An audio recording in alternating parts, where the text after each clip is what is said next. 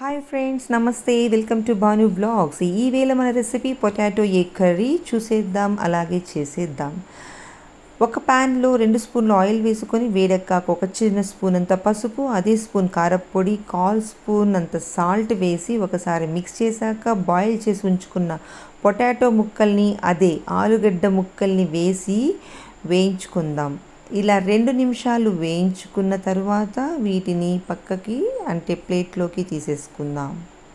ఎక్కువ రోజులు నిల్వ ఉంచుకున్న ఆలుగడ్డలు ముడతలు పడ్డట్టయితే వంటల్లో వాడకండి, మంచిది కాదు.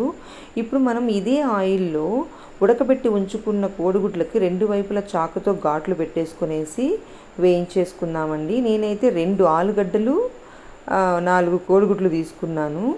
ఇలా వేయించుకున్న కోడిగుడ్లను కూడా పక్కకు తీసేసుకుందాము. ఇప్పుడు ఆ ఆయిల్లోనే ఇంకొంచెం ఆయిల్ యాడ్ చేసుకుందామండి. నేనైతే తక్కువ ఆయిల్ వాడుతున్నాను, మీకు కావాల్సి ఉంటే ఇంకొక 2 స్పూన్స్ ఆయిల్ ఎక్కువ వేసుకోవచ్చు. అందులో 1 స్పూన్ ఆవాలు, 1 స్పూన్ జీలకర్ర, 1/2 ఇంచ్ దాల్చిన చెక్క, 4 లవంగాలు, 2 యాలకులు, 1 బిర్యానీ ఆకు వేసుకున్నాను.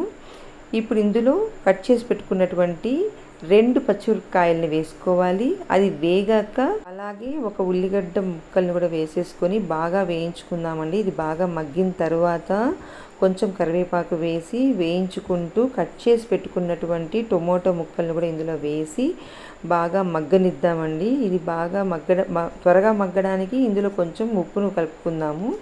వేసుకొని ఇప్పుడు ఒక ప్లేట్ని మూత పెట్టేద్దామండి. ఒక 2-3 నిమిషాలు అలాగ మగ్గనిచ్చిన తర్వాత చూడండి, మెత్తబడిపోయింది.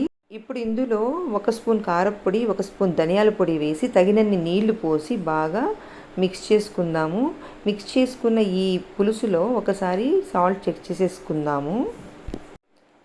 ఇప్పుడు ఈ కర్రీలో ఒక 2 ఎండుమిరపకాయలను కూడా యాడ్ చేసేసేసి ఈ కర్రీ మొత్తాన్ని ఒక 5 మినిట్స్ మంచిగా ఉడకనిద్దాం.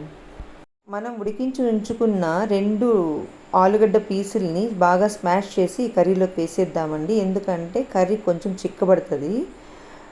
ఇప్పుడు ఆ కర్రీలో మనం తీసి ఉంచుకున్న ఎగ్స్, పొటాటోస్ వేసేద్దామండి. వేసేసి బాగా కలిగిపెట్టేద్దాము. అలాగే 1 1/2 స్పూన్ అంత గరం మసాలా, కొంచెం కొత్తిమీరని చల్లేసి బాగా ఒకసారి మిక్స్ చేసేసి ఒక 2 మినిట్స్ అలాగే లో ఫ్లేమ్లో ఉడకనిద్దామండి. బాగా దగ్గర పడిపోయింది.